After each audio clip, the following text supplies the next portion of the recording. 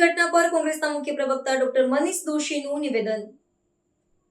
ચિંતા વ્યક્ત કરતા કહ્યું, વર્ગખંડમાં બાળકો હથિયાર લઈને આવે તે ગંભીર ચિંતાનો વિષય છે। સમગ્ર વ્યવસ્થામાં ખામીઓ પર સવાલ ઉઠાવતા તેમણે શાળાઓમાં ગાંધીજીના અહિંસા અને મૂલ્યોના પાઠ શીખવવાની જરૂરિયાત પર ભાર મૂક્યો।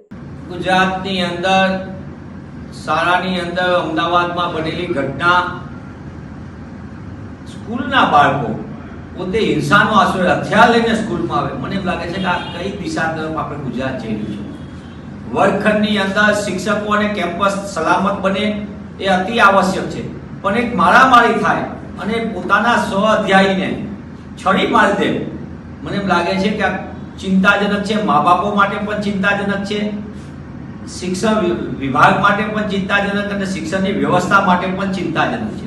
આ એક બનાવને માત્ર એક બનાવ પૂરતું લેવાની જરૂર નથી, પણ આ સમગ્ર વ્યવસ્થામાં ક્યાં ક્યાં ખામી છે, આપણે ક્યાં ગાંધીથી દૂર જઈ રહ્યા છીએ, ગાંધીના વિચારોથી।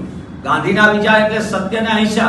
વર્ગખંડની અંદર આજે અહિંસાના પાઠ ભણાવવાની અતિ આવશ્યકતા છે।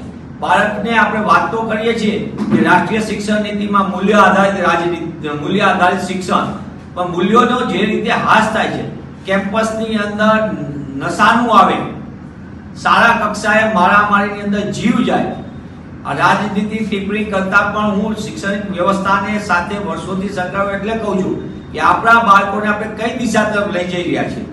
આ જે રીતે જુદી જુદી ગેમ્સના કારણે બાળકોમાં હિંસાનું વલણ વધે છે, એકલતાના કારણે વધુ છે, મા બાપો નથી પૂછતા કે મારો બાળક શું કરે છે, એટલે રોકવાનું અને ટોકવાની પ્રક્રિયા પણ બહુ અતિ આવશ્યક હોય છે।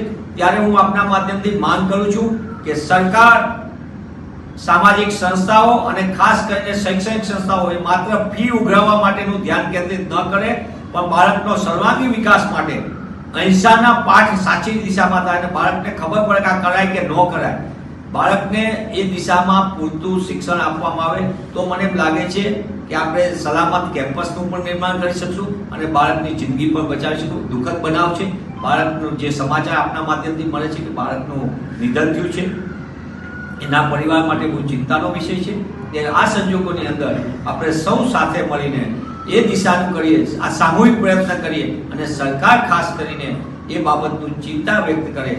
ખાલી કેવા પૂરતું ને જાહેરાતમાં મૂલ્ય આધારિત શિક્ષણ નહીં, પણ સાચા અર્થમાં મૂલ્યો શીખવાડે તો મને એમ લાગે છે કે બાળક વર્ગખંડમાં જ બાળક તૈયાર થતું હોય છે અને એમાં જ બાળકનું ભવિષ્ય બનતું હોય છે। ત્યાં વર્ગખંડના શિક્ષણની અંદર સર્વાંગી વિકાસમાં સૌથી અગત્યના પાઠ હોય તો એ અહિંસા છે અને સત્ય છે, અને એ દિશામાં આપણે સૌ ગાંધી માર્ગે આગળ વધીએ। બાળકનું પણ એમાં જીવનમાં કરીએ, પ્રાર્થના સભામાં પણ ગાંધીના વિચાર કરીએ, અન્ય એક્ટિવિટીમાં પણ ગાંધીની વાત સાથે આપણે કરીએ, મહાનુભાવોની વાત સાથે કરીએ, બાળકનું ઘડતર કરીએ તો મને એમ લાગે છે કે આ દેશનું ઘડતર મજબૂત થશે।